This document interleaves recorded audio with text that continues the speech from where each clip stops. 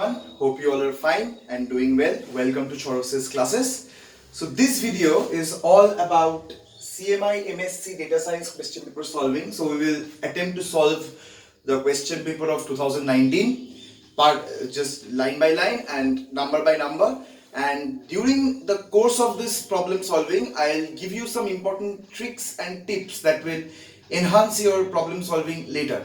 Remember that CMI is, those who are new to this thing, so I must say that CMI Chennai Mathematical Institute is one of the most premier institutes and in mathematics in India, and data science is one of the most celebrated courses amongst mathematics in Chennai Mathematical Institute.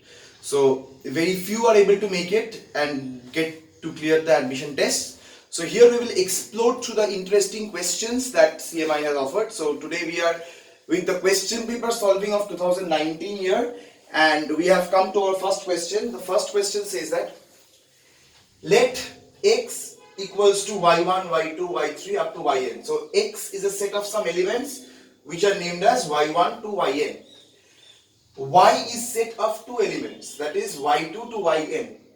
And so it is said that to find the number of surjective functions from x to y, which equals option A 2 power n, option B 2 power n minus 1, option C 2 power n minus 2, and option D 2 power n by 2. So I give you a finite amount of time, so a very little time to try and attempt this question before I get to the solution. So please just look at it and try the question.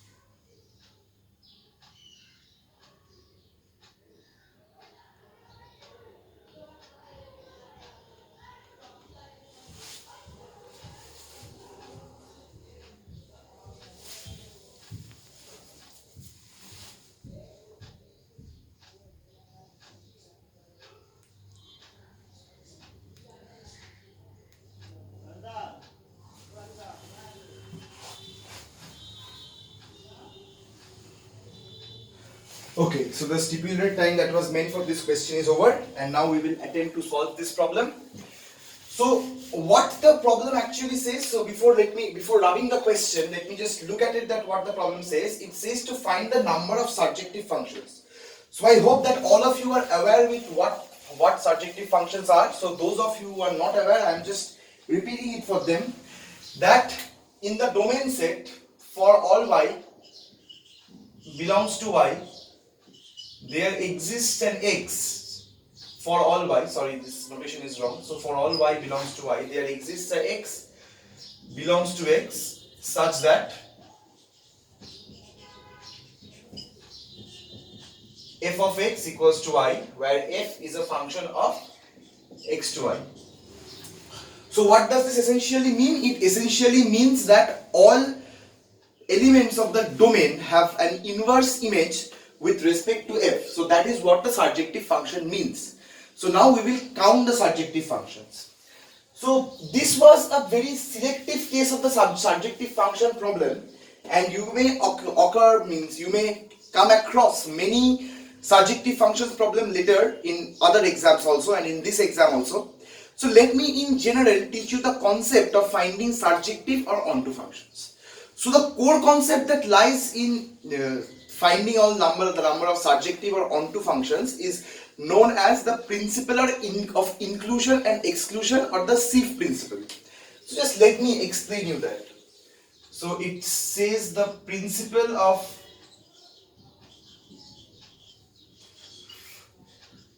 inclusion and exclusion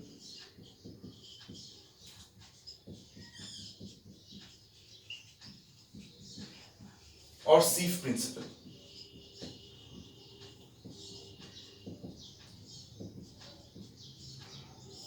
Okay. So before teaching you this principle, I'll just tell you that what does the principle of inclusion and exclusion say? It says with a very, I want to teach you with a very simple note so that you can just everyone remember it properly. It says include what's needed, exclude what's not. So what does it say? Principle of inclusion and exclusion: include what's needed and exclude what's not. So remember this will help you to solve problems later also.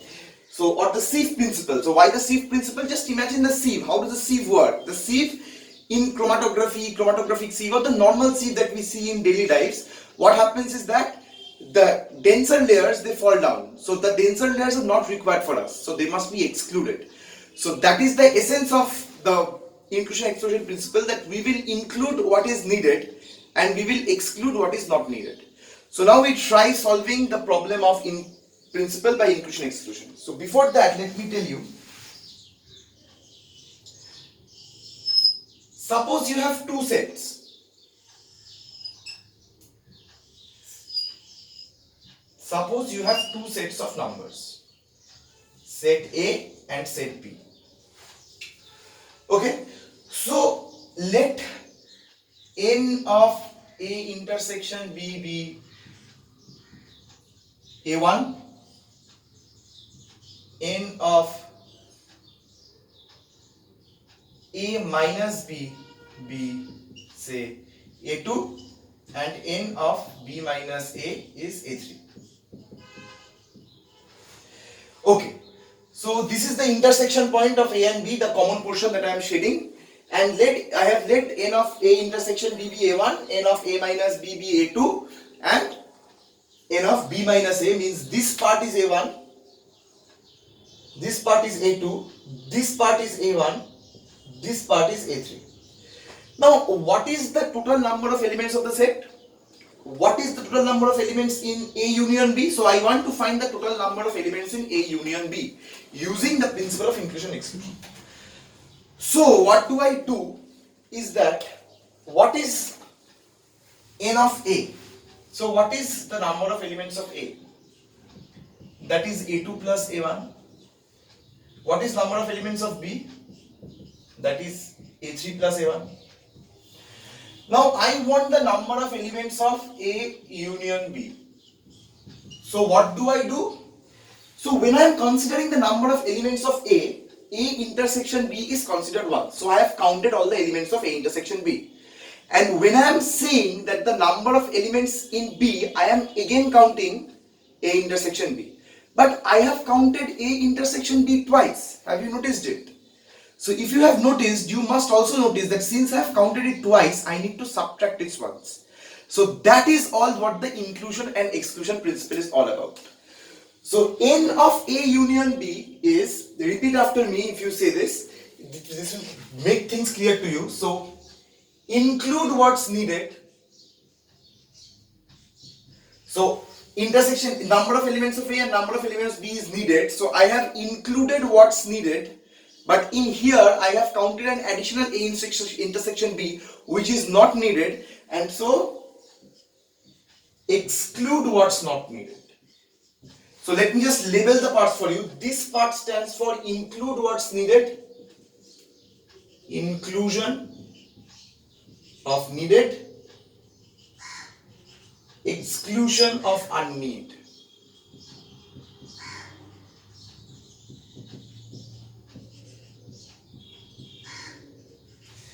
So this part is what I call as the inclusion of needed. So I have included what is needed and exclusion what is not needed, and together this principle is known as the principle of inclusion and exclusion.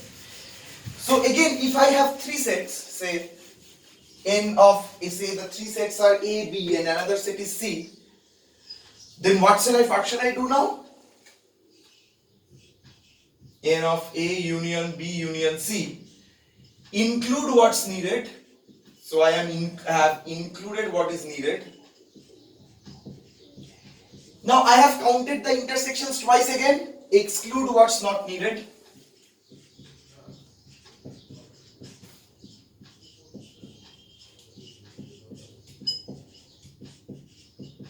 But here, while excluding, I have lost the part that is common to three parts. So include again what's needed. So I hope that this mantra of this proverb is very much clear to you and you will be benefited by solving such problems later. So I have including what is needed, excluding what is not needed, including what is needed. And this is the principle of inclusion and exclusion of the SIF principle. Now we will get back to the problem. So the problem says that I have y1 xn elements, so x equals say x1, x2 dot up to xn elements, and y equals y1, comma y2 elements. So what will I do? So I have n elements which is to be distributed in two boxes, y1 and y2. Now what is the condition of these boxes? None of y1, y2 should be empty.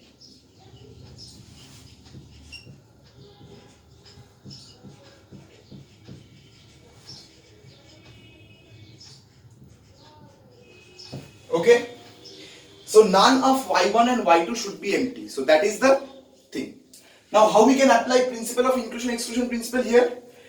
Suppose that what we need to do, we need to find the total number of functions from this set to this set and exclude the least possibility. So what did I do again? The total number of functions from that set to that set is basically the inclusion part, and what we deduct is the exclusion part. So again, let's get back to our old mantra of inclusion and exclusion. So number of functions, so suppose I choose y1 to be empty. Okay, so then what is the number of functions total? 2 to the power n number of functions. But here in this 2 to the power n number of functions, I have somehow counted those two to be empty. But the condition is none of y1, y2 should be empty. Therefore, inclusion of 2 to the power m minus n functions and exclude the two functions for whom the y1 or 1 of y1 or y2 is empty.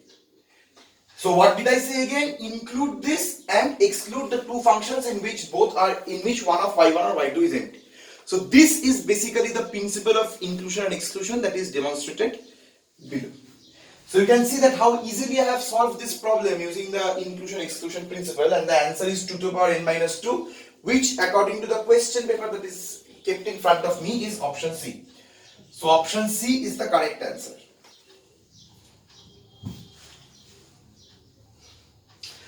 Now I will get back to the next question.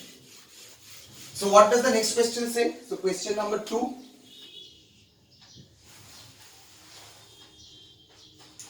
If P of A union B equals 0.7, P of A union B complement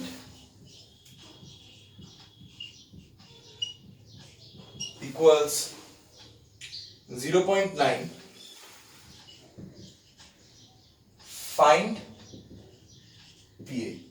So this is a fill in the blanks question. Fill in the blanks questions are very much common in CMI entrance examination, because they like these fill in the blanks question, and they give short questions as fill in the blanks which you need to fill up in the gaps later. So this is the question: if P of A union B is 0.7, P of A union B complement is 0.9, then we need to find what is P of A. So I give you a stipulated amount of time so that you can try and solve the question, and I'll get back to it after some time.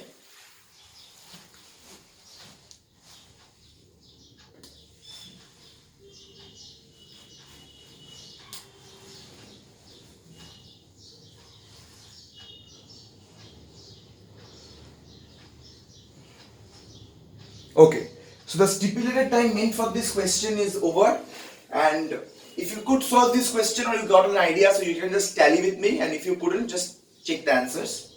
So for these types of questions, I always recommend people to draw a diagram. So a diagram is the best help that you can get for this question. So how can the diagram be constructed? So I'll get two sets, A and B. So I'll just construct this universal set.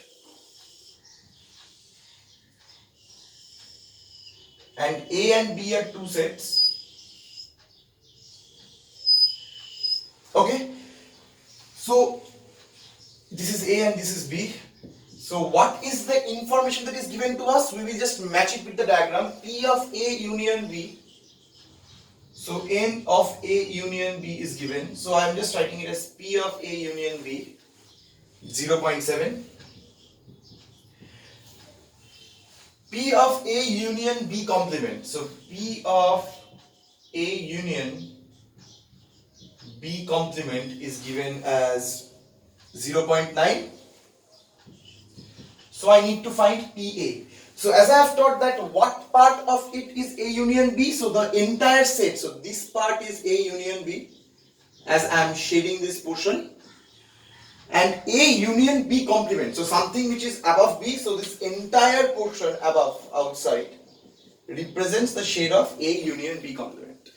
So here we will assume that the other things above just sum up to a total of 1. This is because that was the condition for probability, that the sum of all probabilities add to 1.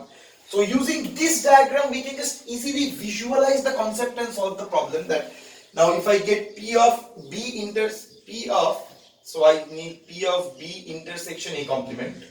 So I am taking that B intersection A complement. Why I am taking that? B intersection the entire part. So what does that give? So just let's visualize things diagrammatically. B intersection the A complement, so except A. So what does it give? It basically gives the set B itself. Okay, now if I get set B and if I get A intersection B, then the problem solving will be easier from this principle. From the first, we know that by sieve method that I have discussed just a few minutes back, that it will be just a case of simple calculation and nothing else. So P of B intersection A complement is nothing but 1 minus P of A union B complement, of course. So 1 minus P of A union B complement is because, as I have said, due to the probability part, the entire superset or the entire psi here is 1, and therefore since these two are mutually exclusive, therefore these two must add up to 1. Why these are mutually exclusive? Because the common part of B and rest of A and the union part of A and rest of B is basically mutually exclusive. No parts is common, and that basically covers up the entire set. If you visualize using this diagram, that's why I kept this diagram on the top, because diagram approach to such questions is very necessary, that because it will increase your efficiency in problem solving. So which is 1 minus 0.9 as I am given the information, and that is 0.1. So since we have got this, we can easily compute A. So we just have, how can we write A? Just we can see that using the given information, I can write A as A union B minus B intersection A complement. So this is how, so the complement is on the whole part. So A union B minus B intersection A whole complement. So does it really give A? Let's see. So A union B is this entire shaded part, and B intersection C, so B intersection C is this part, and whole complement means I just remove the shade from this part and I just get the rest of the part. So the rest of the part includes the part which includes A and the part which includes B, which is indeed A. This is because A union B minus this, so I'll just deduct the other part, which indeed gives me A. So as I said that these types of diagrams, the Venn diagrammatical approach usually helps a lot in solving these problems, and we will explore things like this in detail in solving later. So the answer to this problem becomes, so if I just operate P here, so P of A into P of A union B minus P of B intersection A whole complement, which is nothing but, so what I have got is 0.7 minus 0.1, so this is the information, and the answer is 0.8. So the answer is 0.6. So this is the final answer for the question, which is 0.6, and this was the accepted solution. And I just recommend you to just see this, that how did I solve. So as I have said again, that diagrammatic approach is very important in solving questions. Using Venn diagrams in solving questions of cardinality or any sieve principle will help you get better insight of the problem. So just pause the video and have a look at it. And without wasting further time, I will get back to the third question of the day.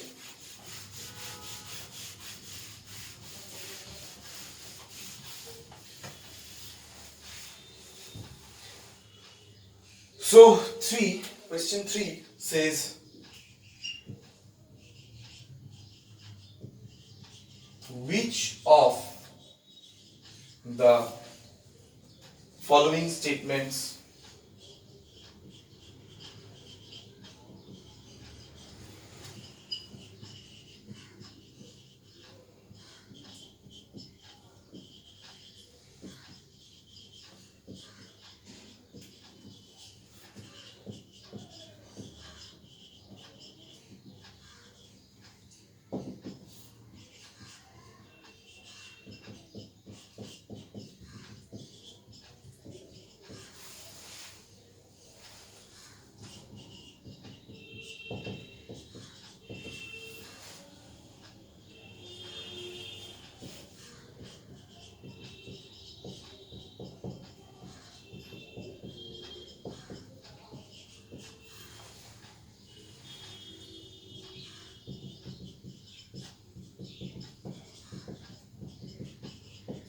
Okay, so this is the question that which says which of the following statements are true for all n cross n matrices.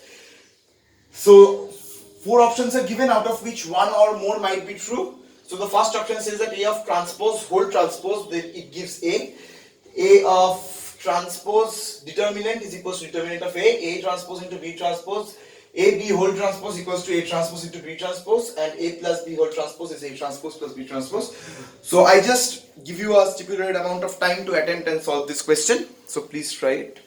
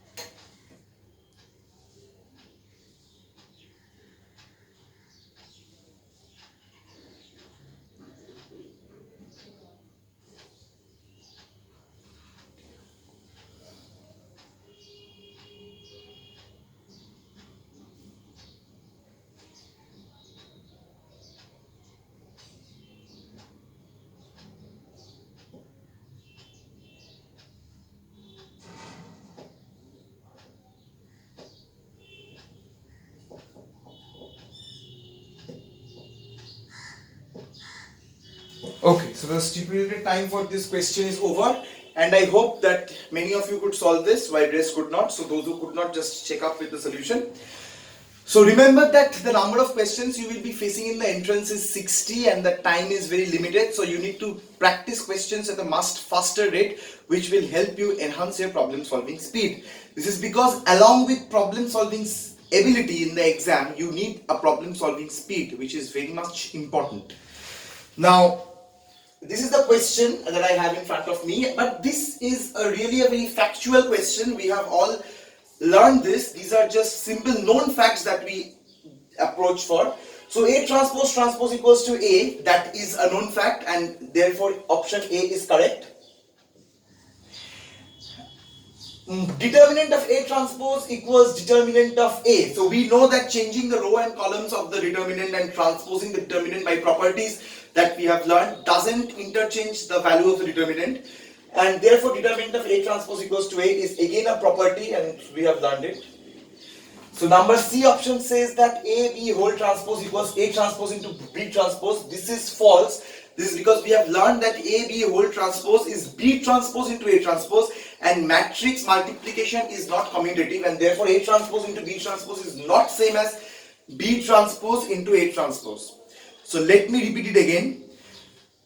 A B whole transpose is equal to B transpose into A transpose. But here in the option it is given, the option is A transpose into B transpose. Now you might argue that both are the same, but we already know that no matrix multiplication is not commutative in nature, and therefore option C is wrong. Option D, A plus B whole transpose, A transpose plus B transpose, is again a well-known fact, and therefore option D is again included, and so the correct options for this question are A, B and D. So this technique is particularly known as the option elimination technique. This technique might be applied to any MCQ problems in which options are given. So what I did is just I checked with all the options and I just eliminated the which is not possible. So the option elimination technique is one of the most important techniques that can be discussed or that can be used to solve problems from C.M.I. MSc Data Science examination.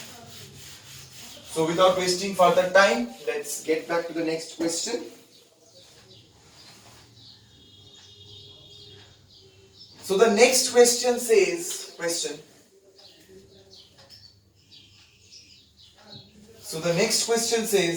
so matrices are given. So the matrices are 1 1 1 0 1 1 1 0 2 2 3.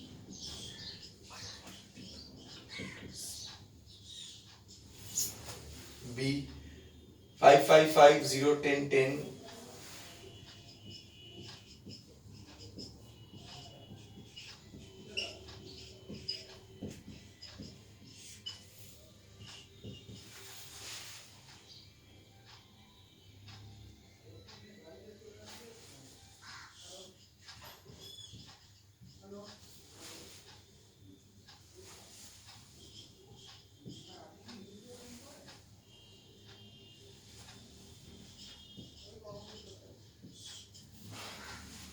So it's given that which of the following are true.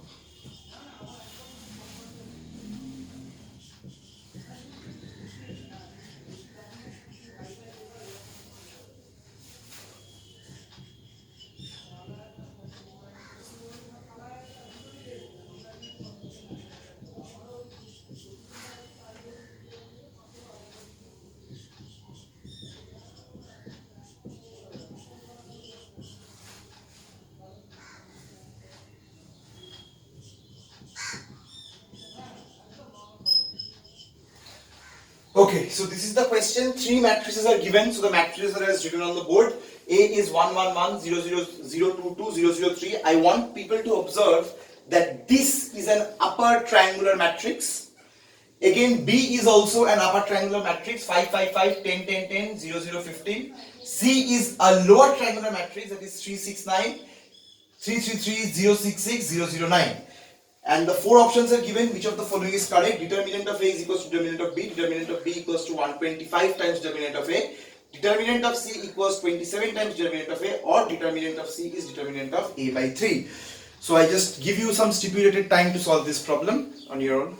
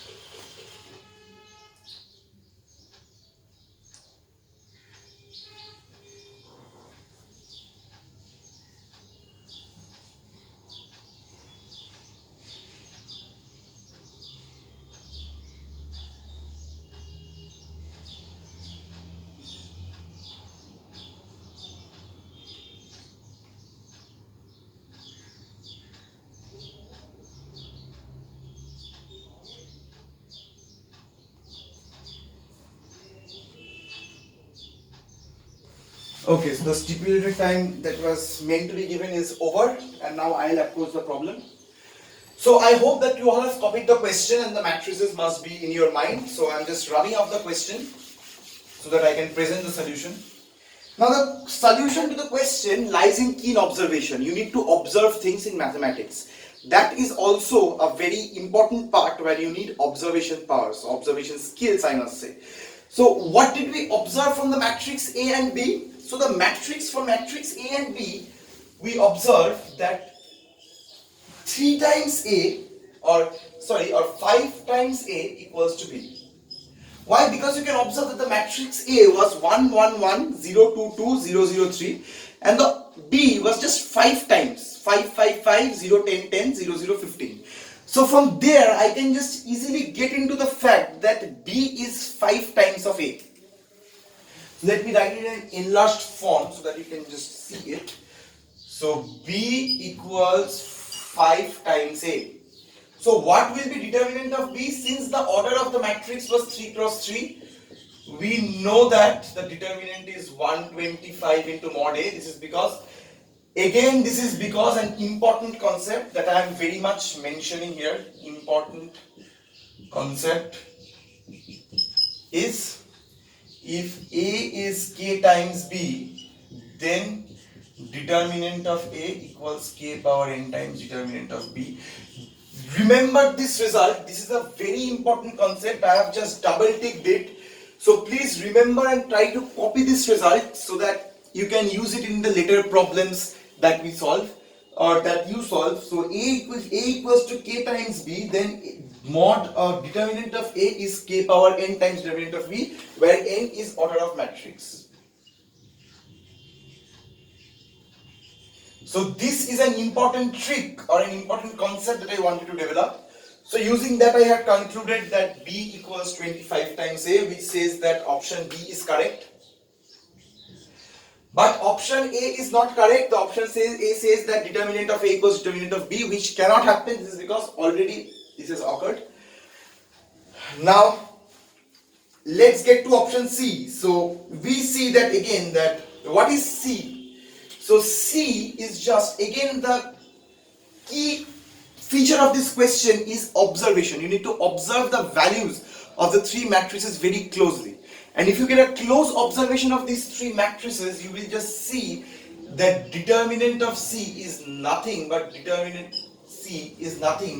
into A transpose. So this is an important observation which I have marked in bold, and this is also an important observation.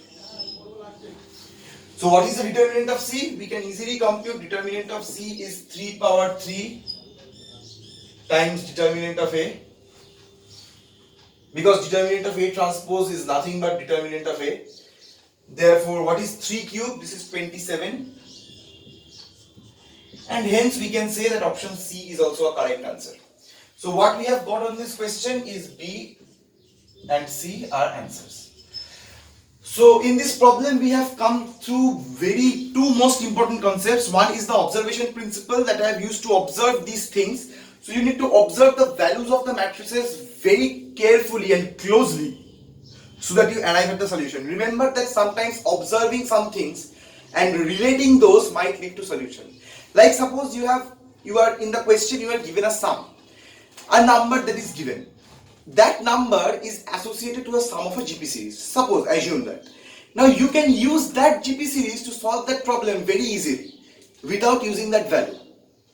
So this is what I used here, that since I know that I can see this, so I'm just directly using these relations rather than directly computing the matrices of the determinants of those matrices. So, and the second important concept that what we have learned is if A equals K times B, then determinant of A is K power n times determinant of B, where n is the order of the n cross n matrix.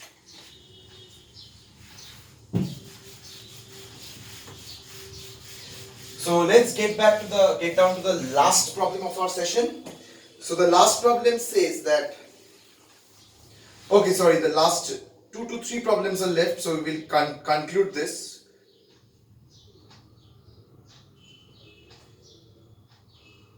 So the problem says that let R denote the set of real numbers. So question.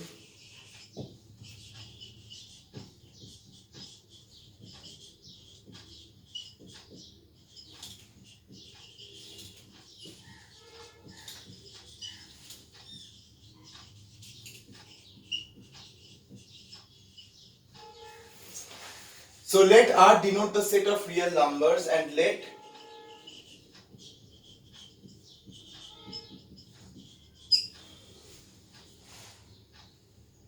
X belongs to R.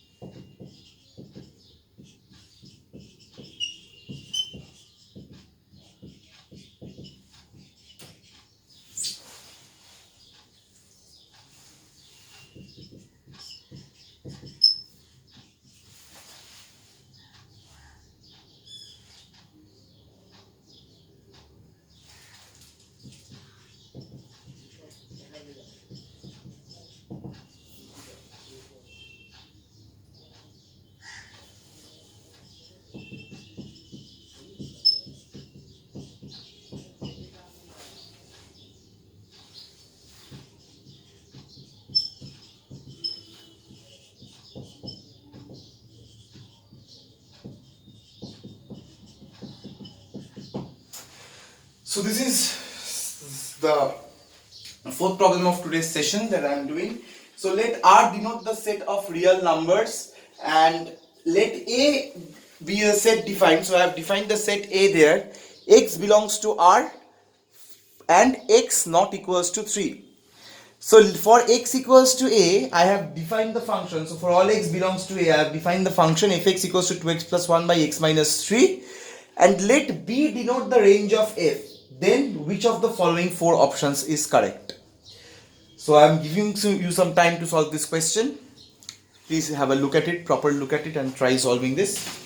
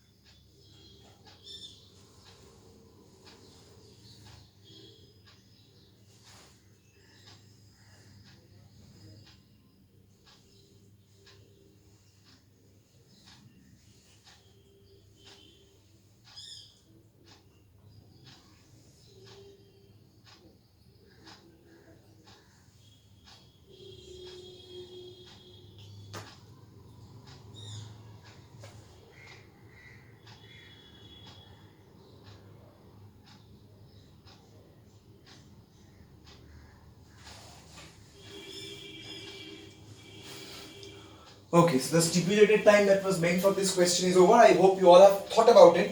So that is what required, necessary thinking. So let me analyze the question and again. So it says that one of the four options must be correct. Now I want to get into a very important concept. When is a function said to be injective? A function is said to be injective when it is both 1, 1 and onto. So if both 1, 1 and onto the function is bijective, and if a function is 1, 1, then it is known as injective. So a 1, 1 function is injective. a surjective function is onto, and when the function is both 1 1 and onto, that is both injective and surjective, then the function is known as bijective. Okay. Now, what we need for a functional inverse to exist? For a functional inverse to exist, we need that the function f should be bijective in nature. Okay. So, how do we prove that this function is bijective? So, first we need to check the option D. As I have said that we are working in the option elimination technique right now. So, we will just see that whether the f is invertible or not, and let's just see it. So let f of x1, I have let it f of x1 equals to f of x2, which implies 3x1. So what was the function given?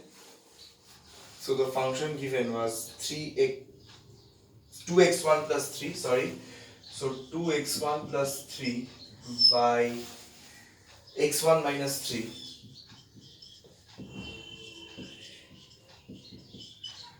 by x2 minus 3.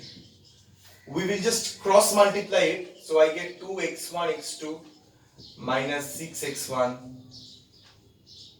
plus 3x2 minus 9, and again I'm cross multiplying both sides, I get 2x1 x2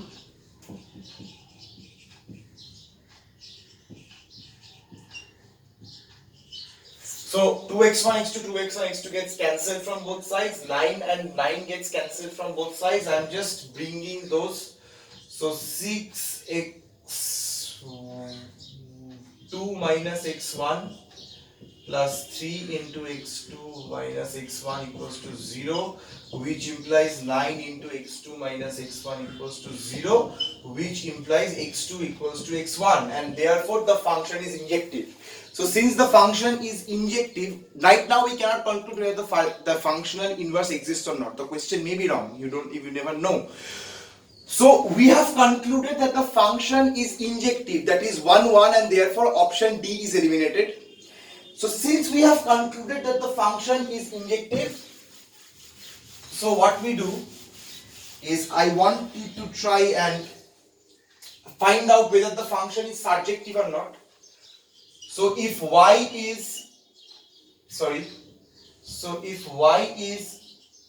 2x plus 3 by x minus 1. So x minus 1 was given, so x minus 3. So 2x plus 1 by x minus 3. Then I can easily get a y. So yx, I'm just using the very well-known principle of cross multiplication. So which is nothing but 2x plus 1. So I need to just take out x. So what I am doing is y I take common and x minus. So x I take common. Sorry, again here the step is mistaken. So x I take common into y minus 2 by 3y minus 1 plus 1. So x equals 3y plus 1 by y minus 2.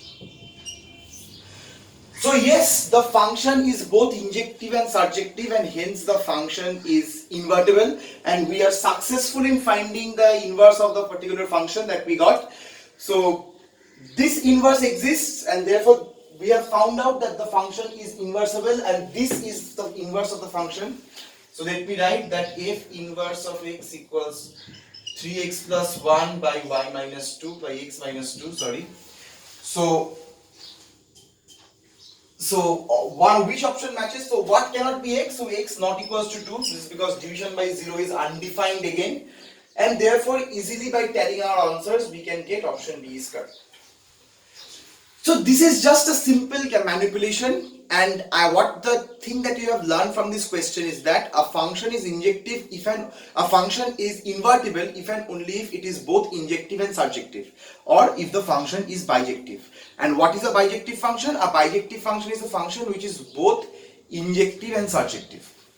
So let's just get into the next question without further ado. So the next question is a very interesting question. So we need to choose a team of 11 from a pool of 15 players. So 7, we need to choose a team of 11 out of 15 players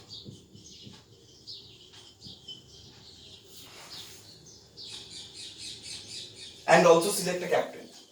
And also we need a captain for a team. So just visualize this as our existing Indian cricket team which has 11 players, and suppose the BCCI board meeting is held so that they can choose a team of first 11 out of 15 and they want to choose a captain. So since select a captain. So the number of ways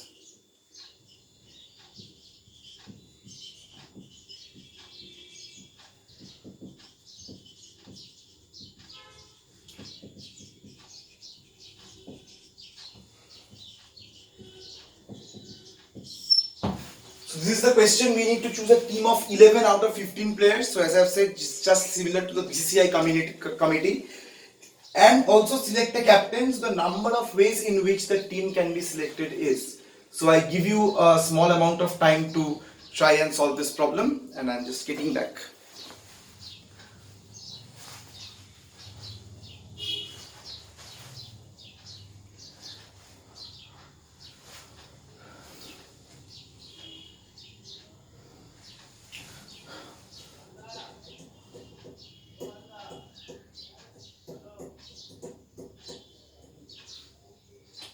Okay, so I think that you might have got the idea by now that what is to be done for selecting the team.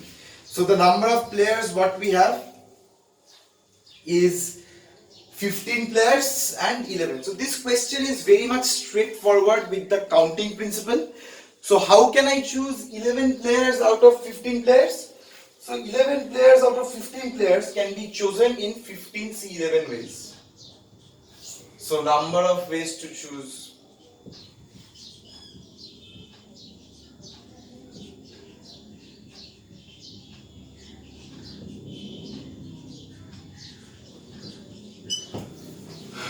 And how many ways we can choose the captain? Out of 11 players, one player can be the captain. So 11 ways to choose the captain. So let me repeat it again. I hope that it's not clear to you by now. So 15C11 is the number of ways to choose 11 players out of 15. So I have made a choice of 11 players out of 15. And there are 11 ways to choose the captain. And since we are given the AND logic, so both work are to be done simultaneously. And therefore, by multiplication principle, the answer is 15C11 into 11. Answer. So this is the expected answer for the question. So in this question, we can see that this is a very simple combinatorial question of choosing. So if we are clear enough with the concepts of choosing from a set of players or from a set of things, particular number of things from a set of a particular number of things, we can easily try and approach this problem and solve it successfully.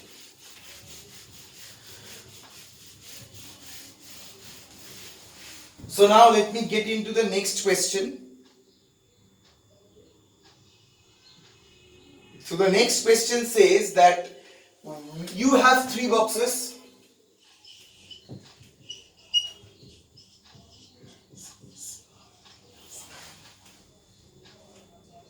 And information that you are given is information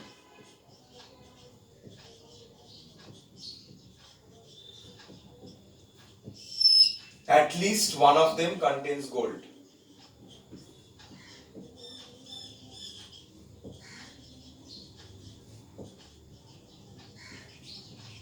So it is said that this information is correct.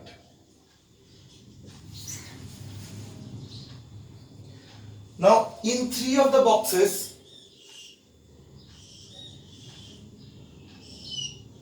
so there are 3 boxes in which you are given and at least one of them has gold. And therefore what you need to do, that this box has a printed message which is written, the gold is not here. So this is box 1, this is box 2, this is box 3. the gold is not here.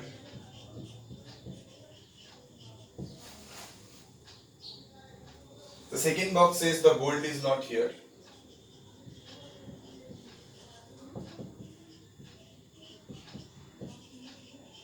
So this is a very interesting problem that came in C.M.I data science exam, and it says the gold is in box 1.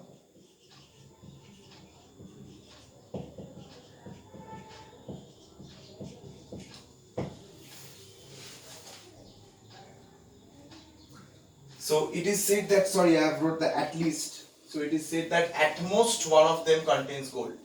So that is the trickiest part of the question. It means that if gold is there, then gold is present in at most one of them.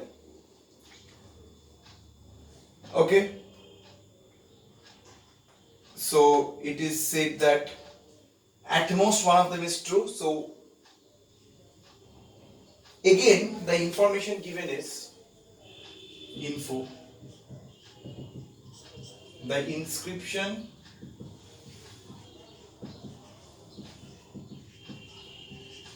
of the boxes is true. And so the question is, which box has gold? So this is a very interesting question that came in M.Sc Data Science 2019 C.M.I. Which box has gold? So let me just repeat the question again. You have 3 boxes. Information is at least one of them has gold. At most one of them contains gold, which is the correct information that is given. Box 1, the gold is not here. Box 2, the gold is not here. And box 3 says the gold is in box 1. And in fourth, amongst one of these inscriptions, one is true. So among these 3 inscriptions, one is true. So the question is, which box has gold? So this is a very tricky question. I give you some time to think about it before we get into the solution.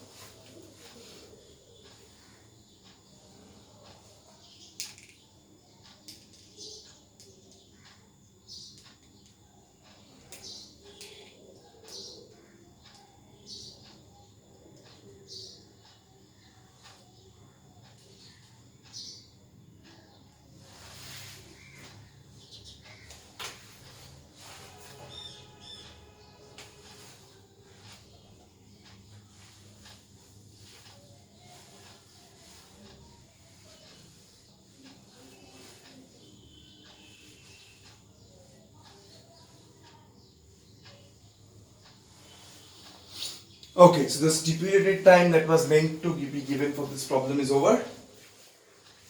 Now, we will analyze the problem. So before analyzing a problem, I will teach you an important tool. So this tool is used to solve problems like these and many other mathematical problems. So the tool is known as logical conclusion or logical contradiction. So the tool that we will use here is logical contradiction.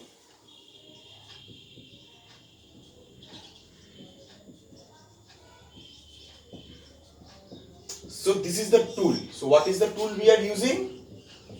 The tool is logical contradiction. Why? That we will contradict by logic or based on the information that is given. Okay. Now how is this tool applied? First of all, let me tell you that what is the purpose of this tool and what basically the tool is. So the tool says that you will assume at a contradiction logically. So this is what the tool says. So it means that suppose you are given some logical statements and some of them must be wrong. So in that case you are achieving a contradictory statement which cannot be correct. Now how to apply this tool? So this tool can be applied. First of all, for applying this tool we need an assumption and then we will approach to a contradiction. So this is the way of application of the tool. So you have 3 statements, out of which I will assume that suppose this is true and then I arrive at a contradiction, so this can't be true. Suppose that is true, then I arrive at another contradiction and that can't be true. And then I just reject that the third statement must be true, because as it is given that at least one of the statements. So this is how the logical contradiction method or the tool works. So remember that this tool is one of the very important tools in solving problems for exams like data science like these and many other competitive exams. So to demonstrate an example with this tool, I'll just take this C.M.I problem that I have given to solve it. Now assume that the statement of box 1 is true and the other two are false. So we have assumed that this box 1 statement is true.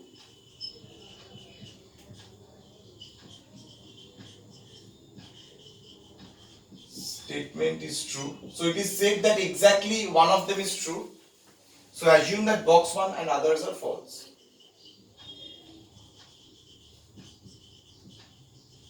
So if this is the case, then what we see that if the gold were in box 1, so this is not the case. So I just assume that the statement in box 1 is false and statement in box 3 is true, and the statement in box 2 is false. So at least one of them must be true. So I have assumed that the statement in box 1 is false and the statement in box 3 is true and the statement in box 2 is false. Okay. Now since box 3 the statement is true, so what was the statement of box 3? So it says that box 1 contains gold. Okay. So if the statement of box 3 is true, it says that box 1 contains gold. Box 1 says so it is false and box 2 also says it's false. So box 1 statement is false, it means that the gold is not here. So it is false, it means the gold is there. Box 2 statement is false, the gold is not here. What does it mean? That box 2, the gold is in box 2. But I have said in the beginning of the question, as it stated, only one box, at most one box contains the gold. And therefore this arises to a logical contradiction in logic, that box 1 and box 2 both contains gold, which is a contradiction.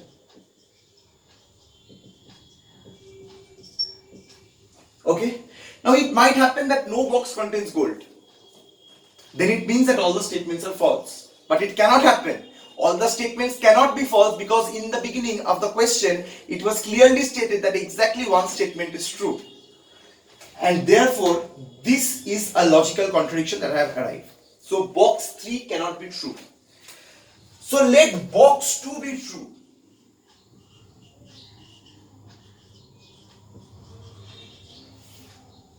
Okay. Box 1 is false again. And box 3 is false. Okay. So box 2 is true, means that the gold is not in 2. The gold is not in box 2. So I have assumed that it is true. Now box 1 is false. So what does it mean? The gold is not here. It means the gold is here. But again I have said box 3 is false. The gold is in box 1, whose negation is the gold is not in box 1. So these two statements are contradictory. And therefore we again arrive at a logical contradiction.